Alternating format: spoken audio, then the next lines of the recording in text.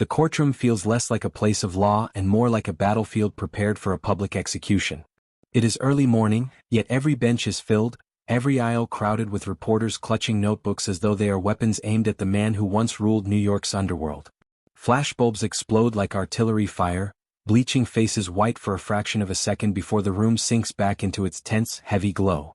Men in tailored suits whisper to each other, not out of curiosity but out of hunger. This is history. This is spectacle. And at the center of it all sits a man whose very existence seems to bend the atmosphere around him. Charles Lucky Luciano. He enters the courtroom not like a defeated criminal, but like a general walking into an enemy camp. Guards flank him, but they might as well be ornaments. Luciano's posture, calm eyes, and faint, almost imperceptible smirk send a message that he has walked through greater dangers than this. To him, the court is merely another arena, another negotiation, another stage where power shifts hands through pressure, perception, and psychology. Even in chains he looks like he is in control. But beneath that facade lies something deeper, an understanding that this trial is not simply about him. It is about the future of organized crime in America. It is about the government's desperate need to prove they can break a man who built an empire from silence, loyalty, and shadows. The air is thick with tension, whispered gossip, and the faint scent of ink from newspapers freshly printed with his name. Luciano's day of reckoning. The Vice King faces justice. Will Dewey finally end the Mafia? Each headline transforms the courtroom into a stage set by the public's fears and fantasies. Outside, crowds press against police barricades, some curious, some furious, and many simply eager to witness the downfall of a legend. They have come to see a monster, a mastermind, a phantom that haunted their cities for years. They want to see the man behind the myth stripped bare. Yet when Luciano sits, his eyes scan the room slowly, deliberately. He sees the prosecutors straightening their papers, the jury shuffling uncomfortably, and the reporters leaning forward as though waiting for a confession.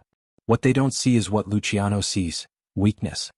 He can sense it in the way hands tremble ever so slightly when his gaze meets theirs. For years, his name alone had the power to change a man's heartbeat. That doesn't disappear overnight.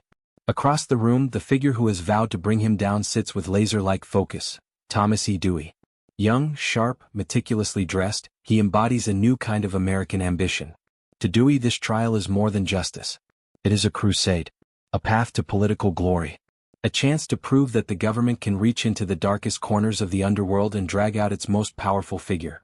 Dewey studies Luciano as if he is dissecting a specimen. He wants to break not just the man but the myth surrounding him. He wants the public to believe that no criminal, no matter how calculating or connected, is beyond the grasp of the law. The room settles. The judge enters. The bailiff calls the court to order. The sound echoes like a gunshot across the marble floor. Every head turns toward the bench, but Luciano barely moves. His attention is on the energy of the room, the twitch in Dewey's eyebrow, the stiff posture of the jurors, the subtle confidence of the witnesses lining the back. He knows many of them don't want to be here. He knows some have been coaxed, pressured, or terrified into testifying. He knows that the government's case is built not on hard evidence, but on the fragile pillars of human fear. Yet Luciano also knows something else. This is the worst danger he has ever faced. Bullets, knives, rival gangsters. Those he could predict, negotiate with, even outthink. But the American legal system is a different beast. It does not rely on street honor, or deals, or power balances.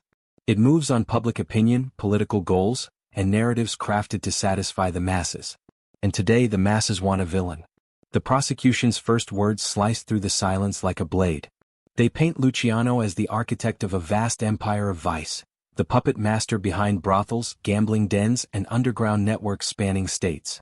They describe him as a man who has corrupted police, controlled union bosses, and ruled with absolute fear. Dewey's voice rises and falls with practiced skill, each sentence sharpening the image of Luciano as the embodiment of criminal brilliance.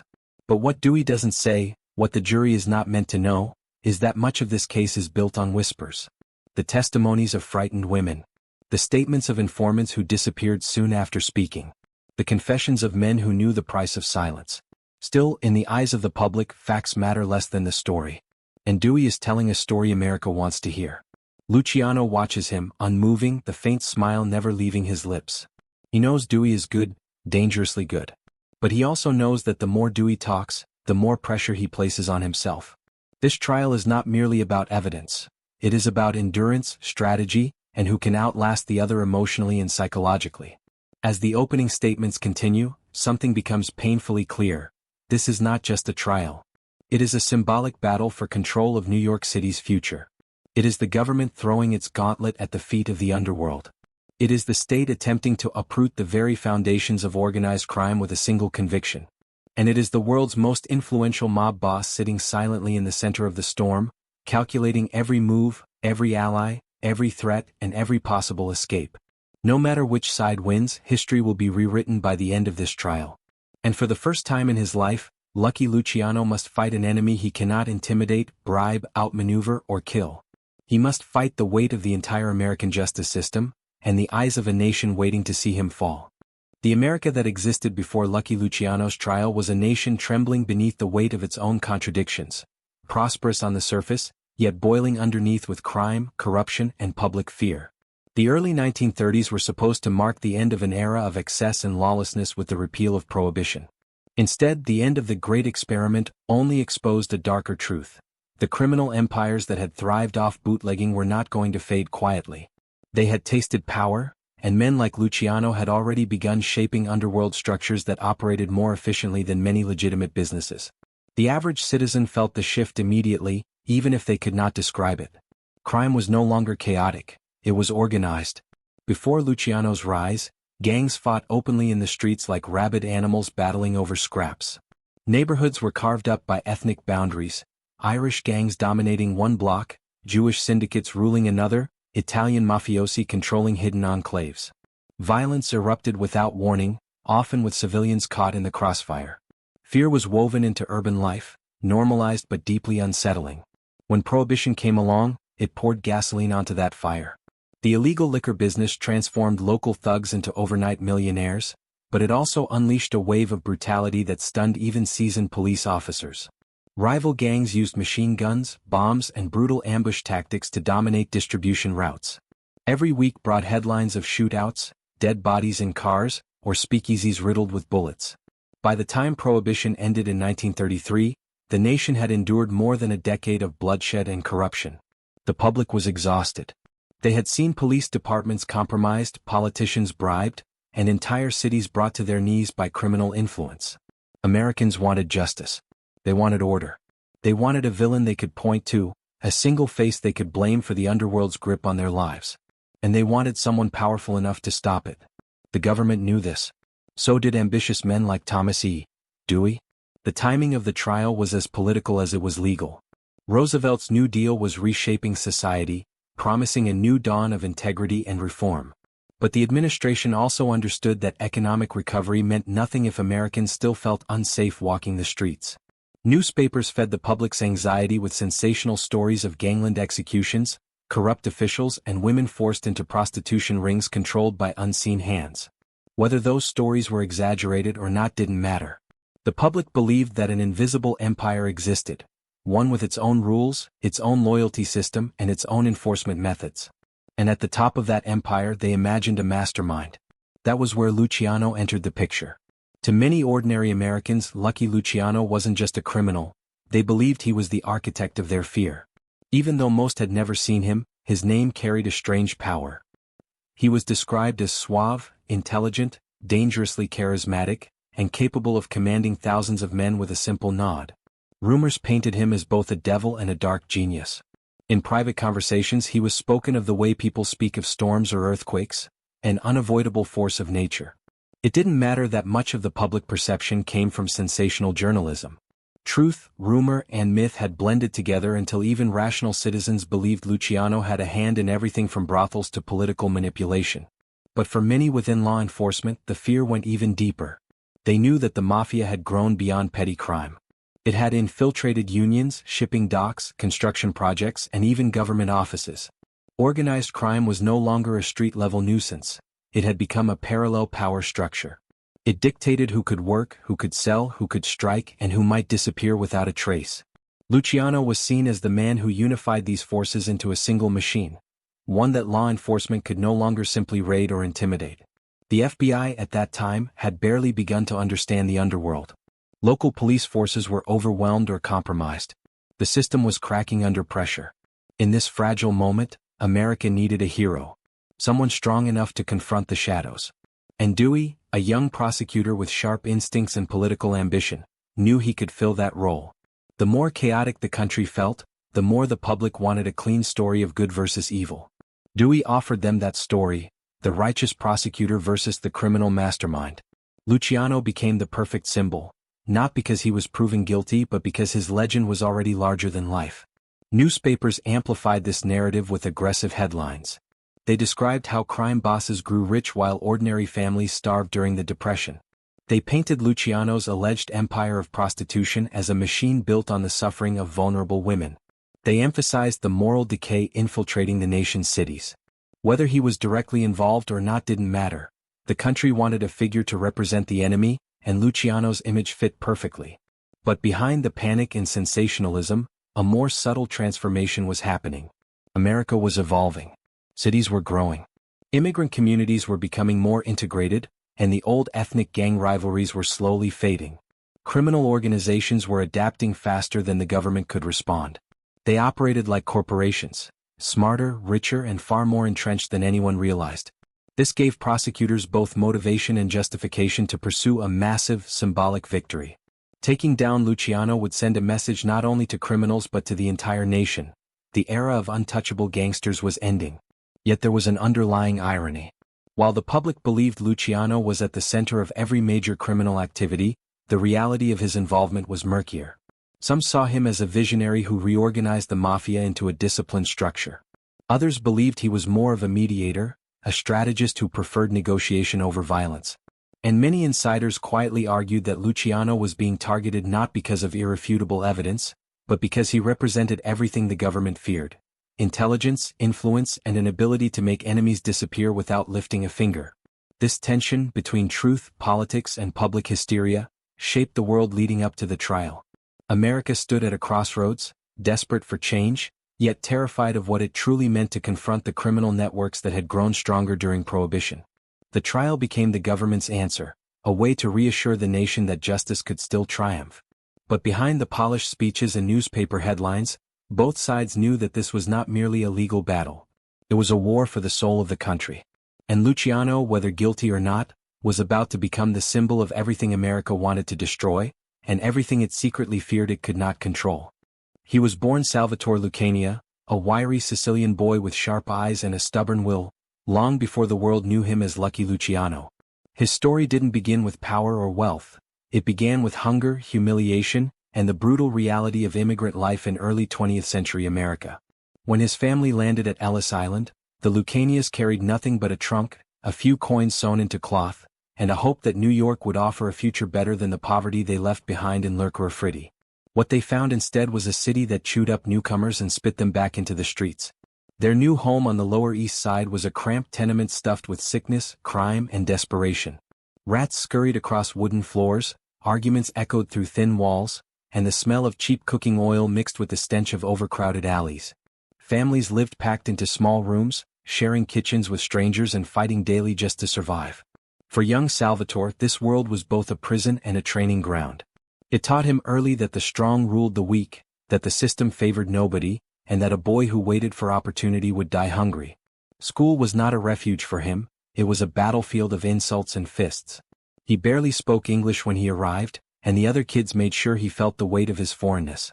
They mocked his accent, mocked his clothes, mocked the fact that he was just another immigrant kid trying not to drown in America's harshest neighborhood. One beating early on changed him permanently. Cornered by a group of older boys, robbed of what little he had, Salvatore walked away with bruises, and a decision. If the world wanted to take from him, he would learn how to take back. If respect wasn't given, he would learn how to command it. By age 10, he wasn't just surviving the streets, he was studying them. He watched how local gangs operated, how money moved, how the neighborhood bosses commanded attention with a simple look. These men were not rich, but compared to his struggling father, a humble sulfur miner turned factory laborer, they seemed powerful, untouchable. Salvatore didn't dream of being heroic or respectable. He dreamed of never being helpless again. The Lower East Side offered lessons that no school could teach. It taught him alliances. It taught him deception. It taught him that loyalty was currency and betrayal was death. He began running errands for small-time gangsters, delivering messages or packages, earning a few cents here and there. He was fast, dependable, and most importantly fearless. Fear had been beaten out of him long ago. As a teenager, Salvatore formed his own small crew with boys who shared his hunger for something more. Among the kids he connected with were Meyer Lansky and Benjamin Bugsy Siegel, names that would one day echo across the underworld. Their friendship wasn't built on ethnicity, which made it unusual. The criminal world then was divided along cultural lines. Italians, Jews, Irish, they rarely mixed and they never trusted each other. But Luciano didn't care. He respected power, intelligence, and ambition, and Lansky had all three. One story that shaped their bond came when a group of older, bigger boys tried to extort Salvatore for protection money. Lansky, small but razor-minded, told him not to pay. The confrontation that followed ended with Lansky taking a beating but refusing to give in, refusing to surrender. Salvatore saw something in that moment, a kind of courage that no gangster could teach. It wasn't brute strength, it was conviction. And he never forgot it.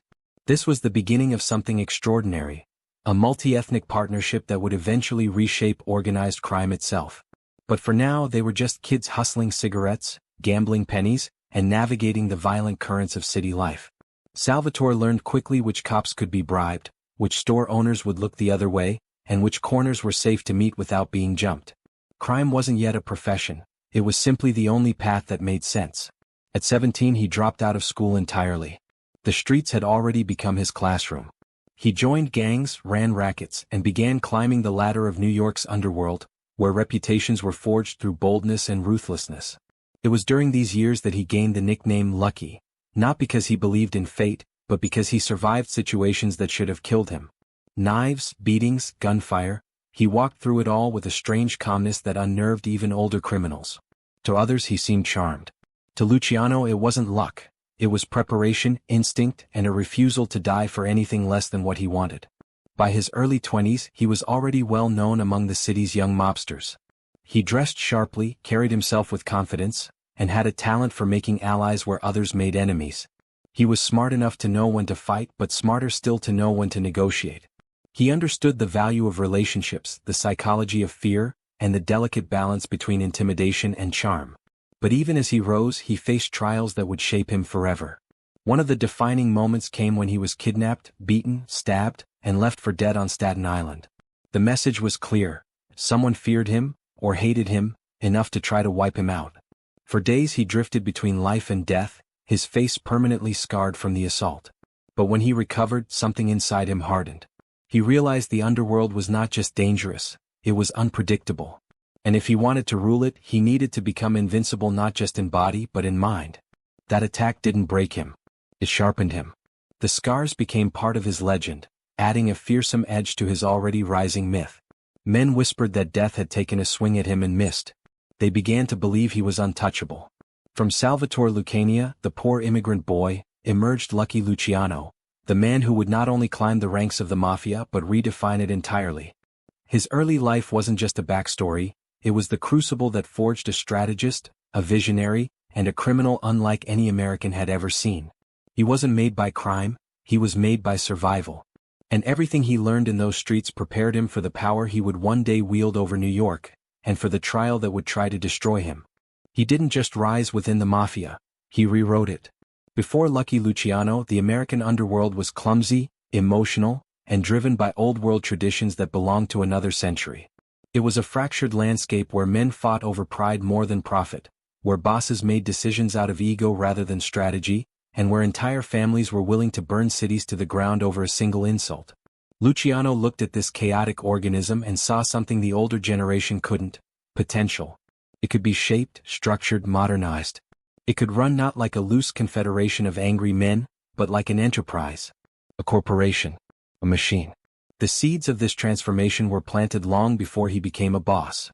As a young street hustler, Luciano observed the deeper problem beneath the violence. Rivalries weren't just killing gangsters, they were killing opportunity.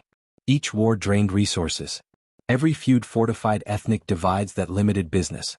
And most importantly, the power structure was outdated. Italian mob bosses followed rigid Sicilian customs, clinging to traditions that made sense in small villages back home but not in the booming industrial American metropolis. These traditions demanded absolute obedience, discouraged collaboration with outsiders, and punished innovation with suspicion. To Luciano, this was weakness disguised as honor.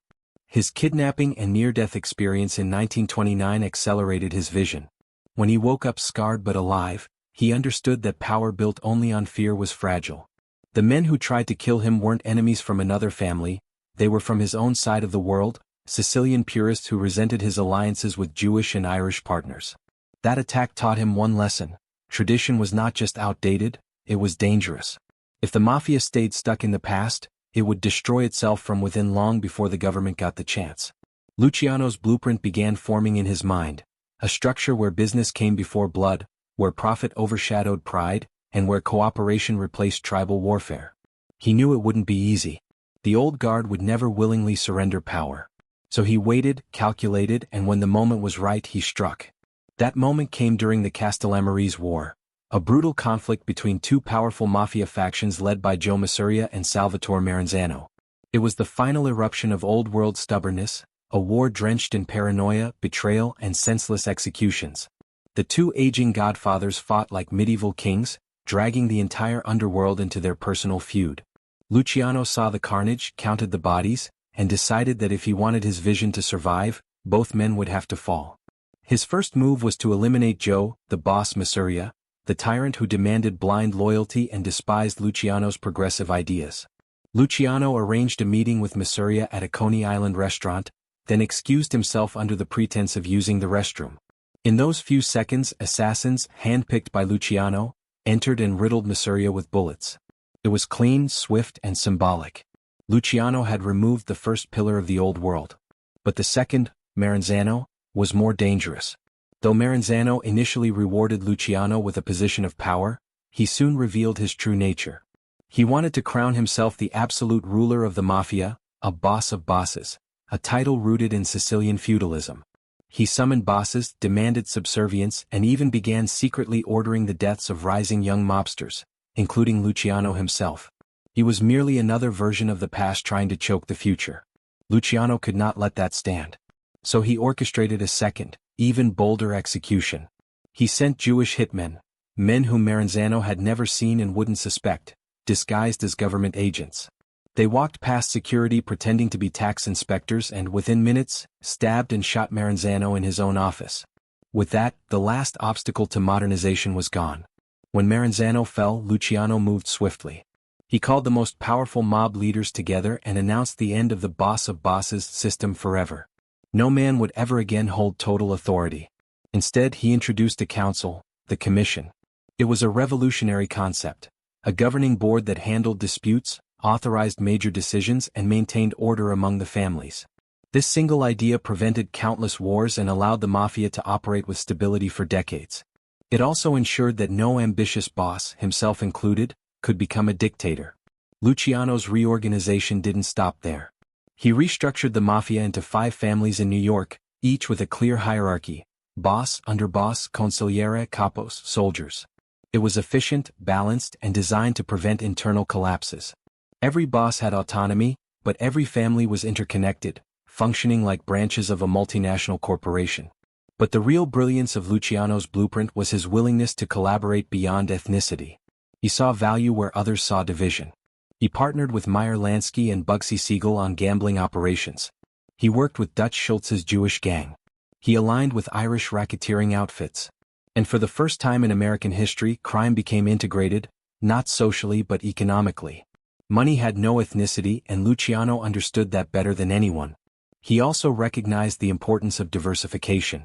Under his guidance, the Mafia expanded beyond bootlegging into nightclubs, unions, construction, narcotics, and prostitution. These weren't just criminal ventures, they were industries. Luciano enforced rules, regulated operations, and demanded discipline. Anyone who threatened profitability through impulse or ego was removed. Ruthlessly but effectively.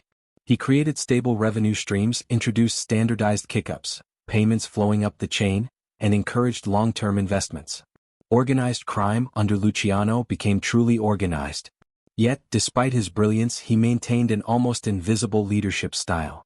He didn't shout orders, he didn't flaunt power, and he rarely appeared at crime scenes or operational hubs. Instead, he managed through influence, quiet conversations, subtle suggestions, and strategic alliances. This discretion made him both powerful and difficult to prosecute, a phantom figure controlling an empire with barely any fingerprints left behind.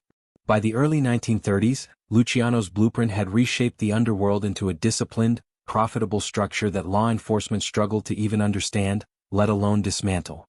But that same brilliance, that same reorganization, made him the most feared and most targeted criminal in America. His transformation of the Mafia into a corporate empire became the reason the government would eventually turn all its attention toward him. He had modernized organized crime. And now the modern world would try to bring him down. The Mafia was not held together by guns, profits, or threats alone. Its real glue was something far more ancient, far more psychological, far more binding than any written contract: the Code of Omerta. To outsiders, Omerta looked like silence, an agreement to never cooperate with law enforcement no matter the cost. But to the men living inside that world, Omerta was deeper than silence. It was identity. It was faith. It was survival. And for Lucky Luciano, understanding the psychology behind this unwritten code was essential to shaping the empire he built. In Sicily, where the tradition was born, Omerta emerged from centuries of oppression. Ordinary people learned early that the government could not be trusted. They relied on their own networks, their own clans, their own sense of justice. Speaking to the authorities was not simply betrayal, it was foolishness. A man who cooperated with the state betrayed his community, his ancestors, and himself. When millions of Sicilians immigrated to America, they carried this belief with them across the ocean. In the crowded immigrant neighborhoods of New York, the code became even more necessary. The police were unfamiliar, often hostile, and frequently corrupt. Loyalty to one's own was not just expected, it was a matter of safety. Luciano knew this instinctively. He had grown up around men who taught him that a person's word was worth more than a legal document. Loyalty, they said, was a kind of currency, one that could not be replaced once lost. By the time he rose to power, he applied this philosophy with surgical precision. His criminal empire was built on systems and structure, but beneath every rule, beneath every alliance, was the silent understanding that no one, absolutely no one, would ever break Omerta and talk to the police. And this code was not enforced with gentle reminders. It was enforced with fear. Not the chaotic fear of random violence, but the cold, organized fear that came from knowing betrayal meant a quiet death, usually delivered by someone the traitor trusted. Luciano didn't have to give orders loudly. He didn't have to scream. The men under him understood the rules from the moment they entered the life. If they betrayed the family, they were erased, swiftly and often without ceremony. Yet Omerta was not only about fear. It was also about pride, a twisted, hardened pride forged in neighborhoods where the government seemed indifferent to immigrant suffering. There was honor in handling problems internally. There was dignity in standing strong against interrogation. Gangsters admired men who could endure torture, prison, or exile without uttering a single word. Stories circulated about mafiosi who took secrets to their graves, refusing even on their deathbeds to name someone who had ordered a hit. These stories became legend, turning silence into heroism. Luciano took this cultural force and gave it structure. Under his rule, the Mafia's commitment to Omerta became more disciplined than ever before. He didn't just enforce silence, he redefined loyalty itself. To him, Omerta wasn't only about protecting oneself from the police. It was about maintaining order in a world built on fragile trust. Without loyalty, the Mafia would collapse into infighting, suspicion, and chaos, the exact world Luciano had worked so hard to fix. He taught his men that speaking to the authorities wasn't just betrayal of a boss, it was betrayal of the entire system. It was a threat to everyone's livelihood. It put wives, children, and associates at risk. It risked dismantling a structure that fed thousands of families and controlled millions of dollars. Every gangster knew that one loose tongue could bring down dozens of men. That responsibility weighed heavily on them, shaping their behavior, their friendships, even their thoughts. Yet the code also had a psychological paradox. The deeper a man sank into the world of Omerta, the harder it became for him to imagine leaving it. Loyalty became both a virtue and a prison.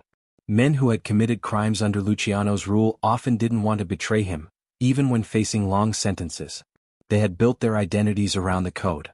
Breaking it meant losing themselves. But not everyone was built with the same resolve. Underneath the tough exterior, many gangsters lived in constant fear, not of the law but of their fellow criminals. They feared disappointing their bosses. They feared slipping up. They feared that a rumor, a whisper, or an accusation could mark them as traitors even if they had done nothing wrong. And this fear kept them obedient, silent, and loyal. Luciano understood this psychology better than anyone. He knew how to blend fear with respect, discipline with opportunity. His men saw in him not only a boss but a protector, someone who maintained order in a world where chaos could kill them just as easily as a bullet. He rewarded loyalty generously. He punished betrayal decisively. And in that balance he created an environment where omerta wasn't just a rule enforced by blood. It was a way of life chosen by those who believed his leadership kept them alive. Yet this same code would become a weapon in the hands of his enemies. Prosecutors like Thomas Dewey realized that as long as omerta held strong, direct evidence against Luciano would be almost impossible to obtain. They knew that no soldier, no capo, no associate would willingly testify. This left the government desperate, forcing them to rely on people outside the traditional power structure. Prostitutes, informants, and vulnerable outsiders who were not bound by the same cultural loyalty. To break Luciano they needed to break omerta. That realization would shape the entire strategy behind the trial. It would push the government to seek witnesses from the margins, people with frail loyalties and fragile lives. And it would force them to attack not just Luciano's operations, but the psychological foundation on which his empire stood. For decades, omerta had protected him. For decades, it had kept the Mafia invisible. But as the trial approached for the first time in his life, Luciano would face a world where silence was no longer guaranteed, and where loyalty could be shattered by desperation, manipulation, or fear. The code that built his empire was about to become the battleground on which his entire future depended. Thomas E. Dewey did not step into the war against organized crime by accident. He ran toward it with the precision of a man who knew exactly what victory could mean for his future. In the 1930s, America was desperate for heroes. The Great Depression had shaken faith in institutions, and the rise of organized crime had eroded trust in the justice system. Corruption felt unavoidable. Gangsters seemed immortal. New York needed a champion, someone who could convince the public that criminals were not untouchable giants. Dewey understood this better than anyone. His pursuit of Lucky Luciano was not just a legal mission, it was a calculated move in a political chess game, one designed to elevate him from prosecutor to national figure. Dewey was not like the seasoned, cigar-smoking police chiefs the public was used to seeing. He was young, sharp-eyed, and carried himself with the controlled intensity of a man whose ambition burned just beneath the surface. He wore neatly tailored suits, kept his desk spotless, and approached every case with the discipline of a surgeon preparing for a critical operation. His voice was steady and forceful, his arguments meticulously crafted, and his public persona carefully polished. He believed that if he could bring down the biggest criminal in America, he could reshape his own destiny. Before targeting Luciano, Dewey had already begun to build a reputation as a relentless prosecutor. He went after racketeers, extortionists, union manipulators, and small-time mobsters with a consistency that impressed the public and annoyed the underworld. He made headlines by tightening the screws on criminals no one else dared pursue. He stood in stark contrast to the corrupt officials who looked the other way or quietly took envelopes stuffed with mob money. Dewey made it clear that he couldn't be bought, bribed, or intimidated, a terrifying reputation for anyone operating in the shadows. But Dewey's ambition reached far beyond local cases. He wanted a symbol, a single target so powerful and so notorious that defeating him would skyrocket his name into the national spotlight. And in 1935, as headlines screamed about prostitution rings, gambling rackets, and gangland executions, Dewey found his opportunity. Among the whispers of criminal empires, one name rose above the rest: Lucky Luciano. Luciano wasn't just another mob boss. He was the architect of modern organized crime, a man whose influence stretched from New York to Chicago, from Havana to Hollywood. He was a phantom, rarely seen, never caught, yet always present. If Dewey could take down Luciano, he wouldn't just win a case. He would deliver the message that no criminal was bigger than the law. And more importantly, he would become the face of a new American justice system. Dewey studied Luciano the way a general studies an enemy commander. He read every report, collected every rumor, and watched the patterns of the Mafia's movements like a strategist preparing for war. He understood that the traditional methods of investigation, raids, interrogations, surveillance, would be useless against a man as careful as Luciano. The Mafia operated through layers of secrecy, intermediaries, and compartmentalized networks. No soldier knew too much. No capo could claim full authority. Everything pointed to Luciano, but nothing touched him directly. To Dewey this was both the challenge and the thrill. He knew he needed a new approach. Instead of chasing Luciano's crimes, he embarked on a campaign to construct a narrative, a portrayal of Luciano not simply as a gangster, but as the supreme leader of a massive prostitution empire. This framing was strategic. Prostitution was highly visible, emotionally charged, and politically advantageous. It allowed Dewey to position Luciano as a threat not just to public safety but to the sanctity of American morality. He wasn't just a criminal, he was corrupting the soul of the nation. Dewey surrounded himself with a team of investigators who shared his intensity. They raided brothels, interrogated prostitutes, pressured madams, and chased leads through the darkest corners of the city. They weren't simply building a case, they were building a story. Dewey needed witnesses who could tie Luciano to the operations directly, even if he had never set foot in a brothel. He needed testimonies from people who existed at the bottom of society, people with nothing to protect them and everything to fear. This approach was controversial, even within law enforcement, but Dewey never flinched. He believed in his mission with a kind of evangelical conviction. He was the embodiment of the clean, polished, moralistic America that wanted to rise above corruption. And Luciano, in the eyes of society, represented the opposite, the seductive, dangerous world of vice and greed. Dewey began holding press conferences, speaking about his investigations with measured confidence. He made himself the face of the campaign, standing proudly before reporters with a stern expression and carefully chosen words. Every time he spoke, the newspapers amplified his message. Headlines praised him as the fearless prosecutor who could tame the criminal underworld. Mothers clipped his speeches from the paper. Businessmen admired his discipline. Politicians watched with growing interest. But beneath the polished exterior, Dewey was fully aware of the risk. If he lost the case against Luciano, his rise would collapse overnight. His credibility would crumble. But that was precisely why he pursued it. Dewey was a man who thrived on high stakes. The bigger the target, the greater the reward. He wanted the impossible. He wanted the headlines. He wanted the victory that would define his career. So he constructed a case that reached deep into the shadows, dragging out witnesses who lived in fear of retribution. He pushed investigators past their limits, demanded perfection in every report, and drilled his legal team on arguments until late into the night. This wasn't merely a prosecution, it was a crusade. And as the investigation tightened, as whispers became testimonies and rumors grew into affidavits, Dewey felt the momentum turning in his favor. He knew the day would come when he would stand in a packed courtroom, look directly at Lucky Luciano, and announce to the world that he had taken down the most powerful mob boss in the country. In Dewey's mind, this trial was not just about justice. It was about legacy. It was about proving that the American dream could triumph over the American underworld. And he was prepared to risk everything to make that narrative real. Rivalries in the underworld were never simple. They were not just battles over territory or profits. They were wars of ideology, personality, ego, and raw human ambition. By the time Lucky Luciano began to rise, New York's criminal landscape was a boiling cauldron of alliances and betrayals, filled with men who could be partners one day and enemies the next. To understand Luciano's power, one must understand the chessboard he stood upon. A world where every handshake carried hidden risks, where every friend possessed the potential to become a traitor, and where every enemy needed to be watched even in death. Luciano operated in a realm where alliances kept him alive, and enemies shaped the man he became. His closest ally, the one who would shape the future alongside him, was Meyer Lansky. Their bond was unusual in a world where ethnic lines were drawn like battle borders. Italians didn't trust Jews. Jews didn't trust Italians.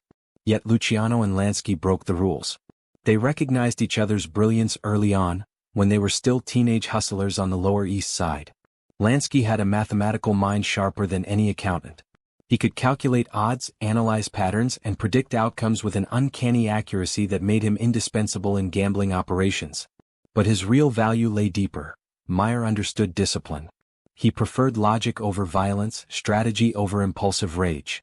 Together, he and Luciano became the brains behind a new kind of organized crime, one based on structure rather than chaos. Then there was Benjamin Bugsy Siegel, Lansky's fiery counterpart. Where Lansky was calm and calculating, Siegel was unpredictable, a beautiful, dangerous weapon. He could charm politicians, intimidate rivals, and shoot without hesitation. Luciano admired Siegel's boldness, but he also understood the danger of keeping such a volatile man close. Still, Bugsy's loyalty was unquestionable. His fearlessness made him a tool Luciano could deploy when subtlety needed to give way to shock. These two, Lansky and Siegel, formed the foundation of Luciano's most influential alliances. They represented the merging of brains and brutality, numbers and nerves, intellect and intimidation. But power is never built on friendships alone. Luciano's rise forced him to navigate a labyrinth of rivals whose ambitions threatened to burn the underworld to ash. One of the earliest and most dangerous of these enemies was Joe Masuria, the self-proclaimed boss of bosses. Masuria was a relic of the old Mafia, bloated with arrogance, obsessed with loyalty, and blinded by Sicilian tradition. He demanded obedience from his men, crushing any attempt at reform or partnership outside Italian bloodlines. To him, Luciano's desire for modernization was betrayal. Their relationship deteriorated rapidly, transforming from mentorship to open hostility. Masuria wanted absolute power, Luciano wanted progress. The two visions could not coexist. In the end, Luciano chose the future, orchestrating Masuria's execution and signaling to the underworld that the old rules were dead. But removing Masuria only exposed a more formidable threat: Salvatore Maranzano, the cunning leader who sought to rebuild the Mafia in his own image. Maranzano was educated, strategic, and dangerously obsessed with Roman history. He saw himself as a Caesar destined to rule the criminal world. At first, Luciano pretended loyalty, observing Maranzano's methods and waiting for the right moment. But soon Maranzano's paranoia turned lethal. He began ordering quiet assassinations of young rivals, including Luciano himself. The tension between them became a powder keg. Luciano understood that Maranzano represented everything wrong with the Mafia's old guard: ego, absolutism, and a complete rejection of modernization. Eliminating him was not just survival, it was evolution. With Maranzano gone, Luciano stepped into a new era, but so did his enemies. Power shifts attract predators like blood attracts sharks.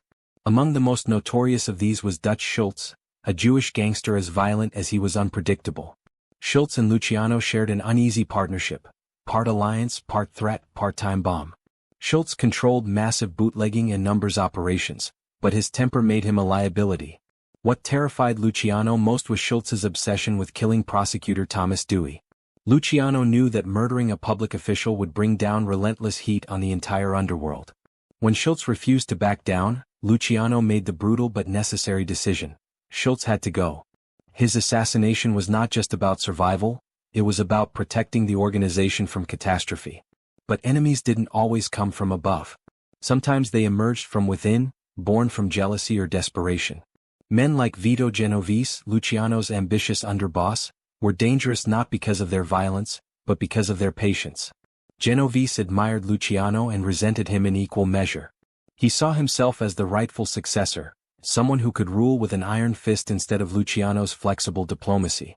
Their relationship was a balancing act, respect mixed with quiet power struggle. Genovese would eventually play a role in Luciano's downfall years later, proving that the closest allies often carry the sharpest knives. The landscape around Luciano shifted constantly. One day he was brokering peace between Italian families, the next he was navigating alliances with Jewish syndicates or Irish racketeering groups. Each partnership was an investment. Each rivalry was a test. His genius lay not merely in eliminating enemies, but in recognizing which ones needed to be controlled, which ones needed to be neutralized, and which ones needed to be allowed just enough power to feel respected but not enough to become a threat.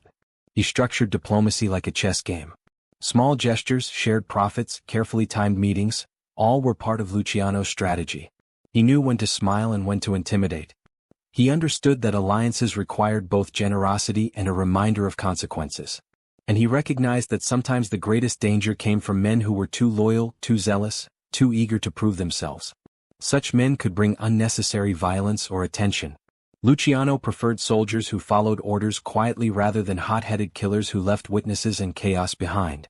The underworld was a breathing organism made of competing ambitions. Luciano's brilliance was his ability to weave these ambitions into something functional. He didn't try to destroy every rival, only the ones who disrupted stability. He made deals with some, compromised with others, and eliminated only those who refused to adapt. He balanced alliances like weights on a scale, ensuring no one man or family became too powerful. But every alliance carried a shadow. Every enemy left ghosts. And as Dewey built his case, he understood that these relationships, these old loyalties and ancient hatreds, were cracks he could exploit. Witnesses from rival groups, frightened madams, resentful foot soldiers. Dewey planned to turn Luciano's world against him, piece by piece. Luciano had spent years mastering the art of alliances. But now those alliances would be tested in the most brutal way imaginable. The underworld didn't operate on the surface. It lived in the places sunlight never reached, in the back rooms of failing businesses, in the basements beneath smoky bars, in the whispers exchanged inside taxi cabs, and in the coded glances traded across crowded speakeasies. This hidden world was where Lucky Luciano built his empire and where countless battles were fought without a single headline to expose them. To the average New Yorker, the streets appeared calm, the nightlife vibrant, and the neighborhoods alive with energy. But beneath that facade, a silent war raged. One fought with information, intimidation, alliances, and betrayals. It was a war Luciano mastered long before the government ever put him on trial. By the mid-1930s, the Mafia was no longer a loose collection of street gangs. Under Luciano's leadership, it had transformed into a network of disciplined families with clearly defined rules and territories. The commission, the governing body Luciano created, was designed to prevent violent disputes and maintain stability.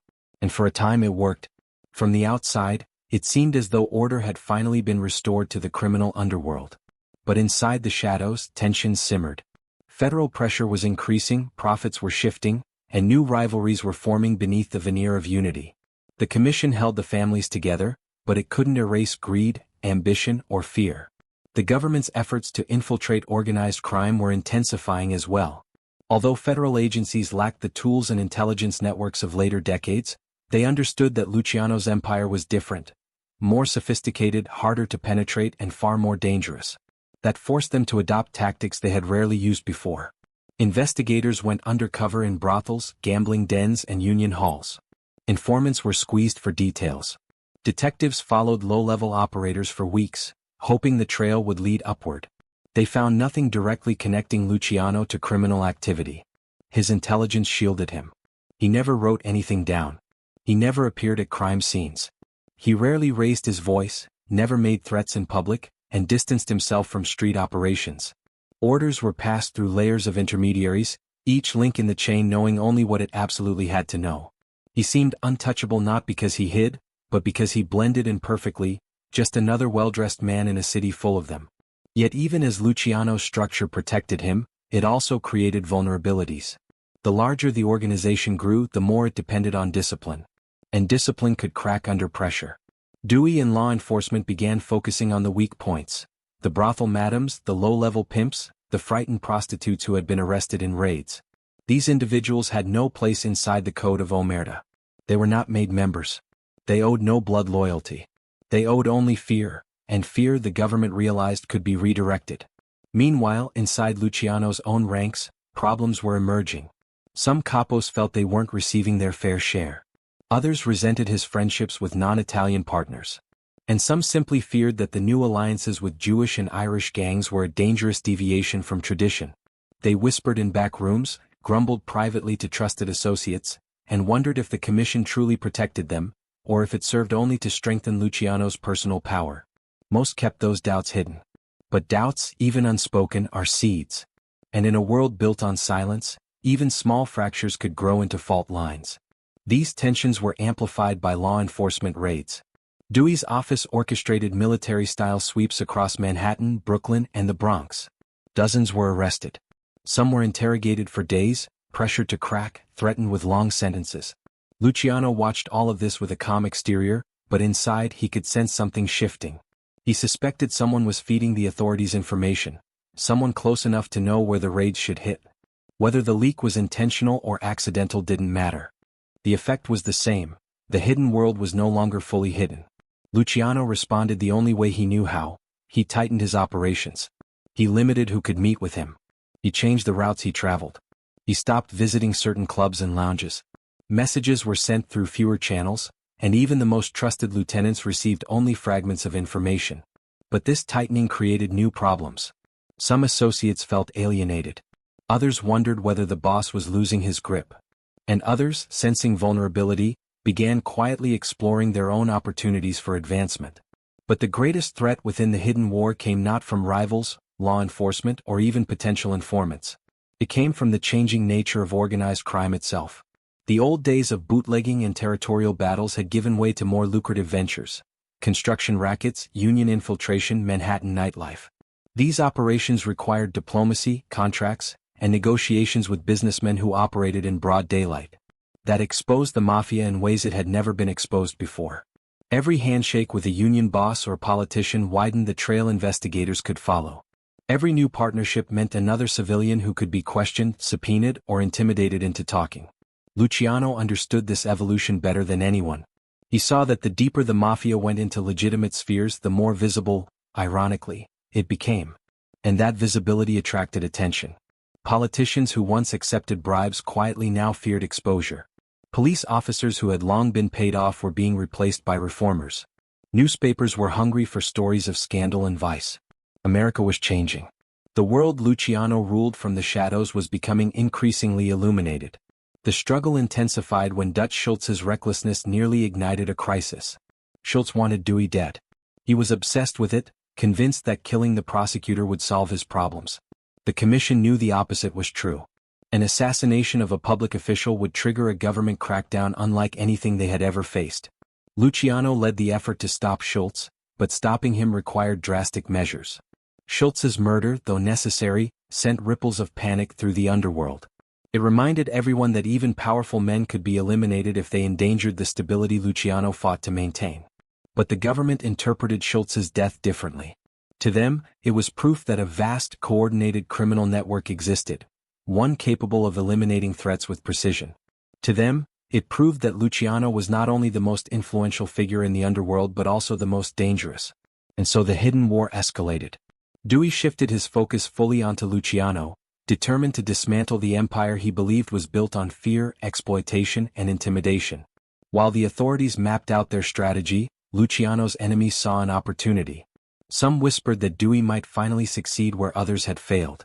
Others wondered whether they should distance themselves from Luciano. A few silently hoped for his downfall, imagining the power vacuum it would create, imagining the possibilities for themselves. The walls around him were tightening, closing in from both sides. It was no longer just a war of law enforcement against the Mafia. It was a war of perception, loyalty, and the inevitable shifting tides of ambition. Luciano could sense the approaching storm, but even he didn't fully understand how rapidly it was gathering. The hidden war was no longer confined to whispers and backroom conversations. It was now a collision course between two worlds, one built on silence, the other built on public spectacle. And soon, the shadows that once protected him would be dragged into the spotlight of a courtroom designed to break him. The invisible battlefield was shifting. The darkness was fading. And the trial of the century was about to erupt from the underground into full view of the nation. The beginning of Lucky Luciano's downfall didn't arrive with a dramatic gunfight or a betrayal from a sworn ally. It came quietly, almost anticlimactically, as though fate itself had chosen an unremarkable moment to strike the most calculated man in the American underworld. For years, Luciano had lived with the confidence of someone who believed he understood every rhythm of danger. He sensed threats before they materialized. He read people better than they read themselves. And he had built a life so carefully insulated that even the most ambitious prosecutors struggled to find a single loose thread. Yet cracks were forming beneath the surface. And those cracks finally split open in the most unexpected place, Hot Springs, Arkansas. To Luciano, Hot Springs was paradise. It wasn't just the warm baths and luxury hotels, it was the sense of immunity. The town operated on quiet corruption, an unspoken agreement between criminals and local authorities. Gangsters from across the country visited to drink, relax, gamble, and disappear into the steam-filled bathhouses. Police chiefs took envelopes. Judges shook hands. Politicians made toasts. In Hot Springs, money didn't just talk, it sang. And Luciano was one of its favorite guests. He checked into the Arlington Hotel with the ease of a man stepping into his vacation home. He wore fine suits, tipped generously, and walked through the lobby greeted by smiles instead of suspicious glances. No one here cared what he did in New York. No one asked questions. Everyone knew who he was, but they knew better than to interfere. It was a sanctuary for mob royalty. What Luciano didn't know was that Dewey's investigators had been quietly tracking him for weeks.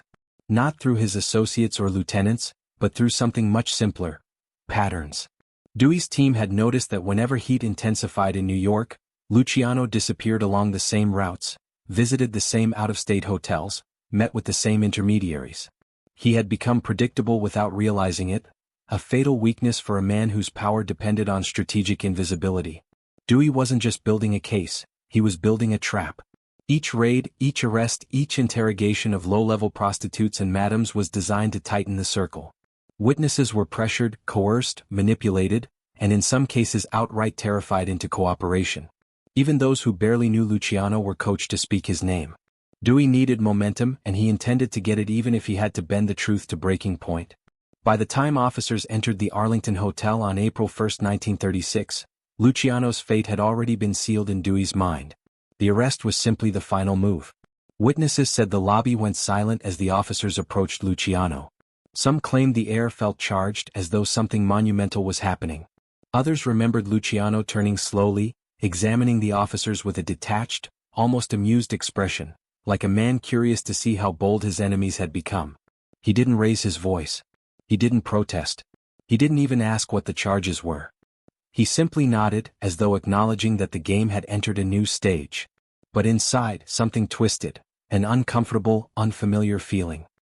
He had always known he was being hunted, but he never expected the hunters to reach him here, in this town built on bribes and backroom favors. If Hot Springs could no longer protect him, then something fundamental had changed. Power, he realized, was beginning to shift. And for the first time in many years, he didn't like the direction it was moving. When news of his arrest hit the newspapers, it was as if lightning had struck the city. Headlines screamed with triumph, painting Luciano as the shadowy architect of New York's entire vice economy. Luciano nabbed. The untouchable falls. Dewey snags Manhattan's invisible king. The public, exhausted by years of corruption and gangland violence, devoured the story like a starving crowd finally thrown a feast. To them, this wasn't just the arrest of a criminal, it was the symbolic victory they had been begging for. But inside the Mafia, the reaction was far more complicated. His allies were stunned. His rivals were excited. His enemies, both obvious and hidden, began quietly recalculating their futures. Some wondered whether Luciano had become too comfortable, too confident. Others whispered that someone must have tipped off Dewey. And in the underworld, a whisper could destroy reputations faster than a bullet. Who betrayed Luciano? Some believed it was a frightened madam seeking leniency. Others suspected a jealous rival within the Mafia. Still others theorized that a local Arkansas politician, pressured by the federal government, finally chose survival over loyalty. Luciano himself weighed all possibilities. He knew better than to trust coincidences. In his world, coincidences were usually weapons sharpened by unseen hands. The train ride back to New York was a long, silent journey, punctuated by the rhythmic clatter of wheels scraping against steel and the occasional murmur of guards trying to hide their curiosity. Luciano sat in restraints, staring at the passing scenery with a cold, thoughtful expression. He wasn't angry. Anger clouded judgment, and he needed clarity. He was calculating, reviewing every decision he had made, every alliance he had formed, every enemy he had underestimated. One idea haunted him. The government had not just arrested him, they had changed the rules of engagement. In the past, prosecutors targeted street-level criminals, men who could be intimidated or bribed. But Dewey was different. He wanted the man at the top. He wanted the king, not the soldiers. And he wanted to prove that no empire, no matter how well constructed, could shield itself from the relentless force of ambition. When Luciano stepped off the train in New York, surrounded by a swarm of reporters and flashbulbs, the world saw a man in chains. What they didn't see were the political forces swirling around him, the alliances forming against him, the witnesses being polished, the narrative being constructed brick by brick. Dewey had turned the trial into a stage, and the public was already cheering for the finale. But what struck Luciano the hardest wasn't the handcuffs, the crowds, or the headlines. It was the realization that he could no longer predict the moves of his enemies. He had built his empire on reading people, on sensing danger before it approached. But this time, the danger came in the form of a prosecutor with clean hands, sharp eyes, and the determination of a man chasing history. Luciano had always survived the streets, the wars, the betrayals. He had outsmarted rivals more brutal than Dewey, outmaneuvered enemies more cunning than any politician. But now he faced a new battlefield, one where bullets were replaced with testimonies, and loyalty meant nothing in the face of legal pressure. His fall had begun not with violence but with a warrant. Not with betrayal from a friend, but with a shift in a nation craving justice. And as he sat in his cell awaiting the trial that would define his legacy, Luciano understood something with chilling clarity. This was a battle he could not fight with the tools he knew. This was a world where omerta, fear, and alliances would not save him. This was a new kind of war. and he was no longer sure he had the advantage. The courtroom did not simply open its doors on the morning of Lucky Luciano's trial, it unfurled like a stage, every inch prepared for a spectacle that had been building for months. New York had never seen anything like it. Reporters lined up before sunrise, carrying notebooks like weapons. Photographers adjusted their flashbulbs with the excitement of soldiers preparing cannons. Crowds gathered outside the courthouse as though attending a world-changing event. And in a way they were. Because this wasn't merely a trial. It was entertainment. It was moral theater. It was the state attempting to prove that the invisible empire haunting New York's underbelly had a beating heart, and that its heart belonged to Lucky Luciano. Inside the courtroom, the atmosphere vibrated with tension. Every seat was filled. Every corridor overflowed with bodies. The air smelled of ink, sweat, and anticipation. Judges, prosecutors, jurors, none were blind to the fact that the entire nation was watching. Newspapers called it the trial of the century. Politicians used it as fuel in speeches. Preachers called it a battle between decency and corruption. Housewives whispered about it in grocery lines. Young men treated it like a boxing match. Dewey versus Luciano, the clean-cut prosecutor against the criminal mastermind. When Luciano entered the room, escorted by officers who tried to conceal their nervousness, the crowd reacted the way audiences react when a movie's leading actor finally steps into frame, an involuntary hush, a ripple of fascination. Even bound by handcuffs, he carried himself with the same quiet confidence he had displayed his entire life. His suit, though less immaculate than usual, fit perfectly. His hair was trimmed. His face showed no fear, no surrender. He looked not like a man being prosecuted, but like a man observing a business meeting he intended to win. But Dewey had prepared for this. He knew Luciano's charisma, his psychological strength, his ability to sway people simply by being in a room. And so Dewey's team began the trial not by presenting evidence, but by crafting a story.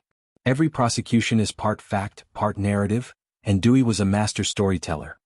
He paced the courtroom with a calm, almost cold intensity, describing Luciano as the dictator of vice, the hidden ruler controlling every brothel, every pimp, every madam, every girl forced into the streets. He spoke with the certainty of a preacher delivering a sermon. He did not shout. He did not dramatize. But every word felt like a hammer striking the foundation of the defense. And the public loved it. They wanted a villain. Dewey gave them one. He claimed the prostitution ring was not chaotic but organized. Not spontaneous but systemic. And at its center, pulling every string, was Lucky Luciano. The jury listened, some nodding unconsciously, others shifting in discomfort. They were not simply hearing accusations. They were being guided into a worldview where Luciano was the architect of suffering, the mastermind of exploitation. Luciano watched quietly, expression unreadable. But inside he understood exactly what Dewey was doing. This was not about evidence. This was about psychology. Dewey was turning the courtroom into a theater of morality. He was the righteous crusader. Luciano was the seductive villain. The jury wasn't being asked to examine facts. They were being asked to choose sides in a narrative crafted to inflame their emotions. Then came the parade of witnesses. Prostitutes entered the courtroom trembling, escorted by detectives who whispered reassurances in their ears. Some were genuinely terrified. Others appeared coached. A few seemed confused, as though their memories had been shaped by sleepless nights of interrogation.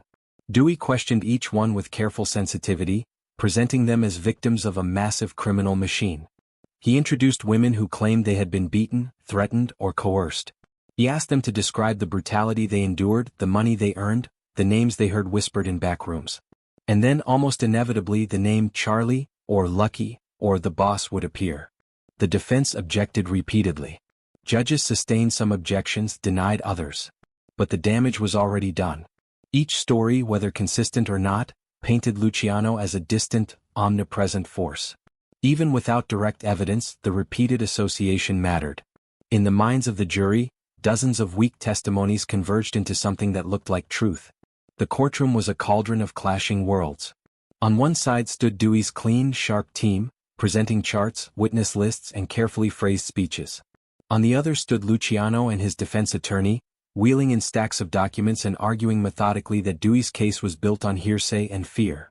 The defense pointed out that none of the witnesses had ever seen Luciano in the brothels. None had spoken to him directly.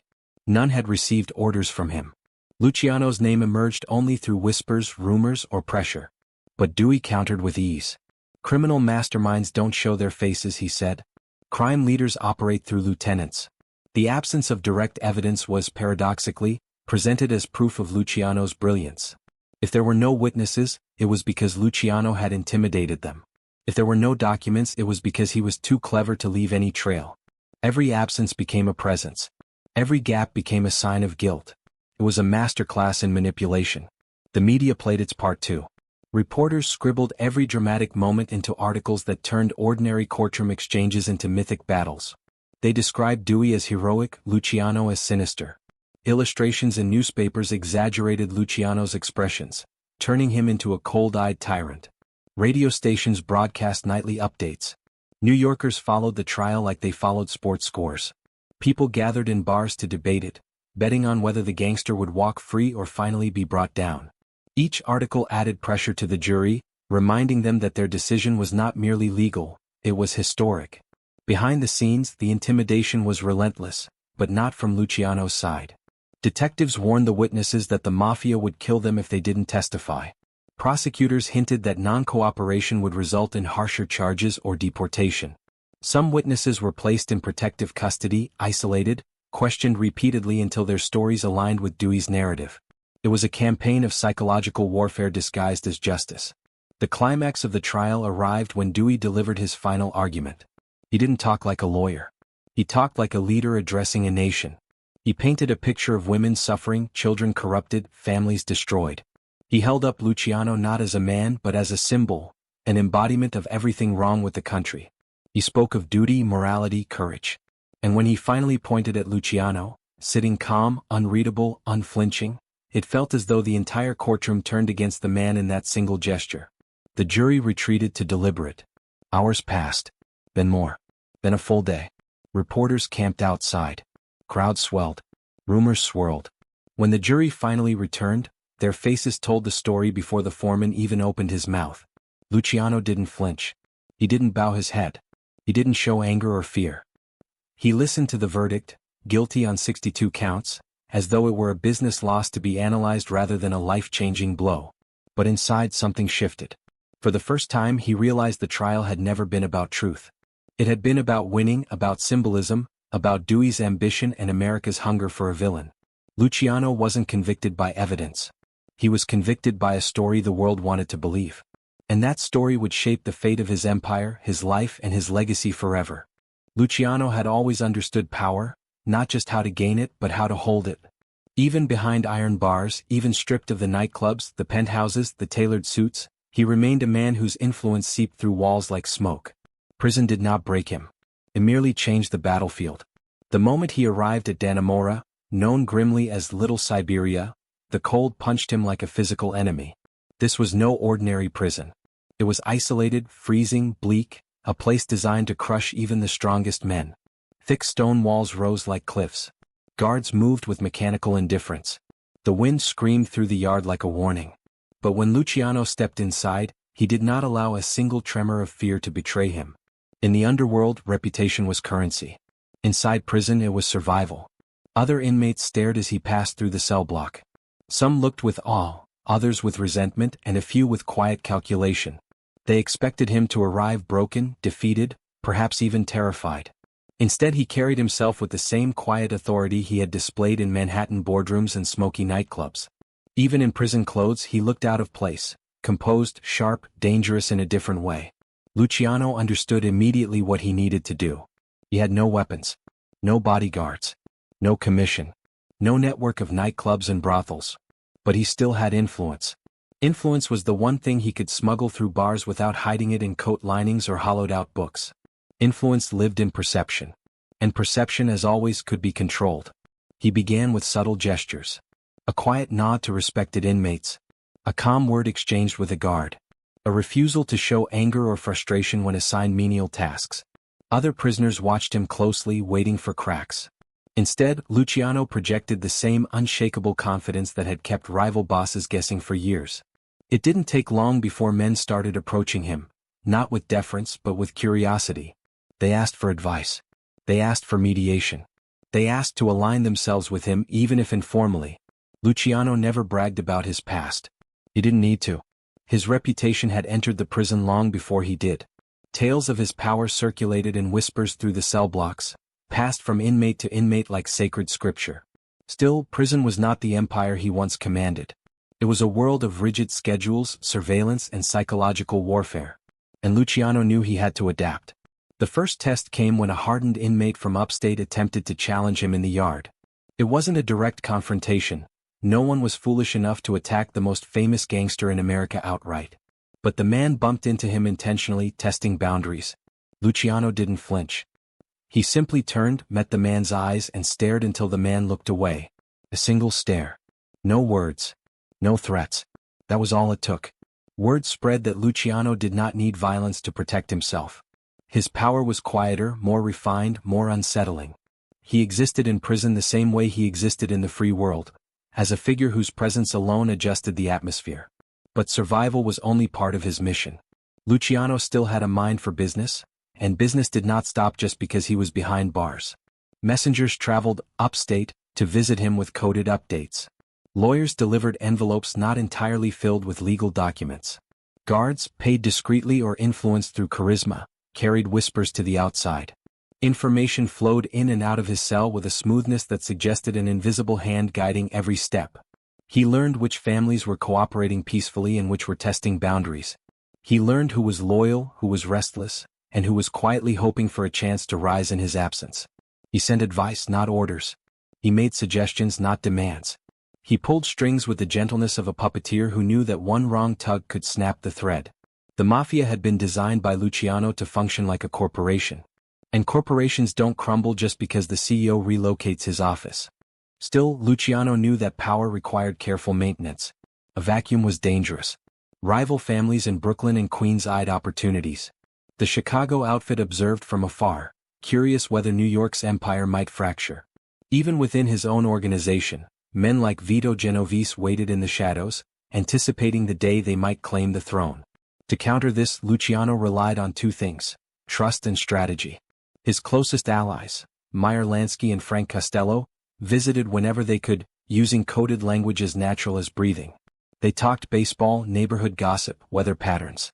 Hidden inside those conversations were decisions about territories, disputes, partnerships, and money routes. Luciano never spoke directly of business. He didn't have to. A raised eyebrow, a slight smile, a seemingly innocent comment. These were enough for experienced men like Lansky and Costello to understand exactly what needed to be done. Meanwhile, prison officials sensed Luciano's influence and worried about it. They reported him for unusual popularity. They questioned guards. They monitored visitors. But influence was not a weapon they could confine. They could lock a body in a cell, but they could not lock the respect it commanded. And so Luciano adapted. He played the model inmate. He worked when assigned. He maintained discipline. He showed no signs of rebellion. This compliance disarmed the authorities, made him appear manageable. In truth, it gave him cover to focus on the deeper strategy forming inside his mind. At night, when the clanging of cell doors faded and the prison fell into uneasy quiet, Luciano lay awake reviewing everything he had observed. The shifting alliances, the movement of money, the tensions rising in his absence. Prison gave him something he had not experienced in years: time. Time to think. Time to analyze. Time to plan. He understood that he could not rule forever from behind bars. But he also knew that a man with influence could remain relevant even when physically removed from the game. Power was not location, it was perception. As long as men on the outside believed he still held authority, then he did. He also understood something far darker.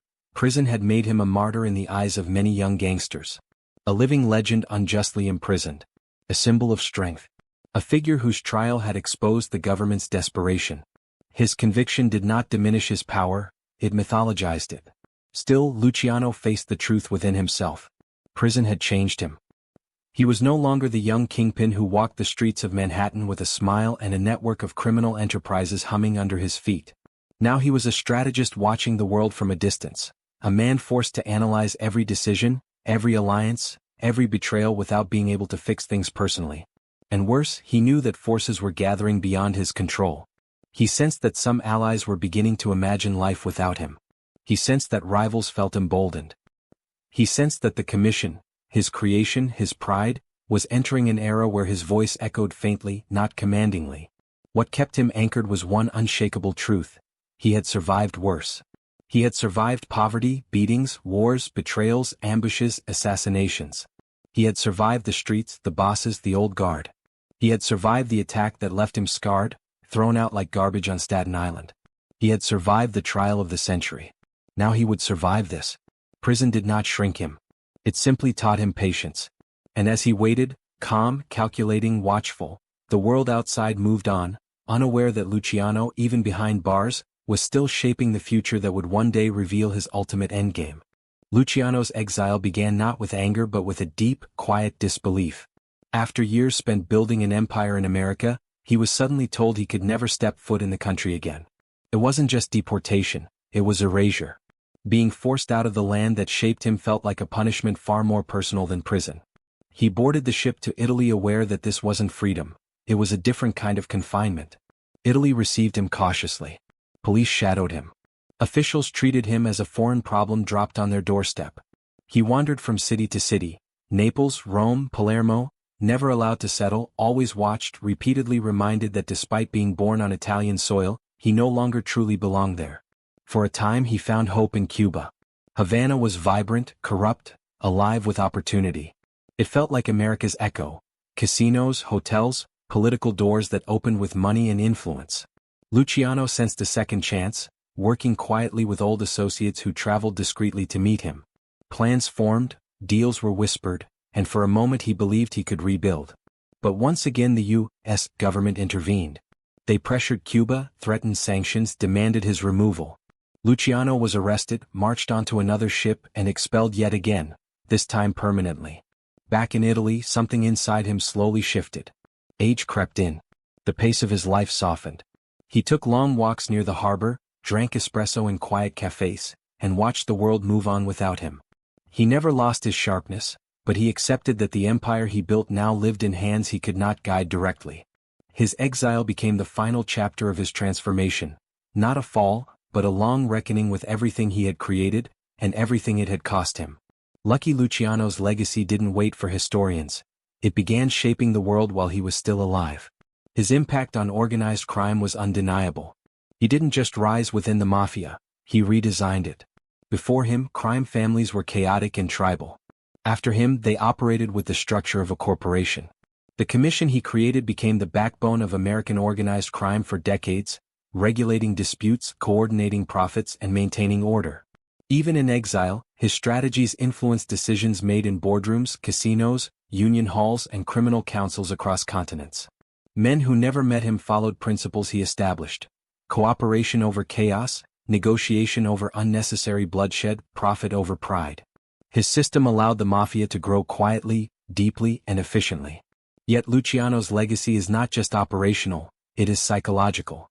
He proved that power doesn't require shouting, cruelty, or constant violence. It requires intelligence, influence, and the ability to manage people like pieces on a board. He turned gangsters into businessmen and turned crime into an organization the government struggled to understand. But the darker side of his legacy is just as real. By professionalizing crime, he helped embed corruption into unions, construction, shipping, gambling, and politics. His methods made organized crime harder to detect and harder to dismantle. The very structure he built allowed future generations of mobsters to expand far beyond what he ever imagined. Historians debate him endlessly. Some see a visionary who modernized the underworld. Others see a criminal whose innovations made society more vulnerable. Both are true. Luciano was a man shaped by poverty, ambition, intelligence, and the brutality of the immigrant streets. His genius made him influential. His crimes made him infamous. His legacy stands as a complex monument, half shadow, half brilliance, etched permanently into the architecture of organized crime. When the final chapter of Luciano's life arrived, it came not with violence but with quiet inevitability. He died suddenly of a heart attack in Naples, just as he was preparing to speak with a film producer about telling his life story. In a way, it was poetic. A man who had lived so much of his life in shadows was finally ready to step into the light, only for the moment to be taken from him. His funeral in New York revealed a strange truth. America had deported him, tried to erase him, yet in death thousands lined the sidewalks to honor him. Men in dark suits, aging mobsters, curious onlookers, they all came. It wasn't admiration alone. It was acknowledgement.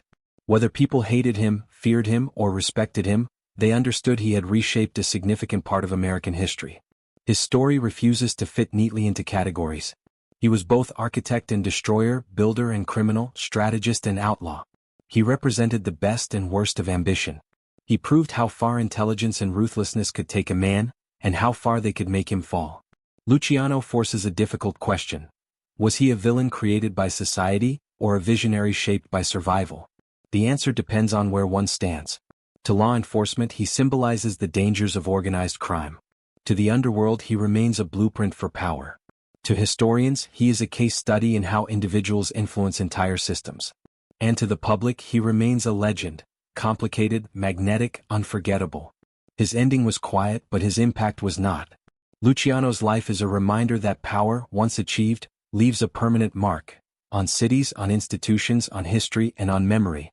He may have died in exile, but his story continues to echo long after his final breath.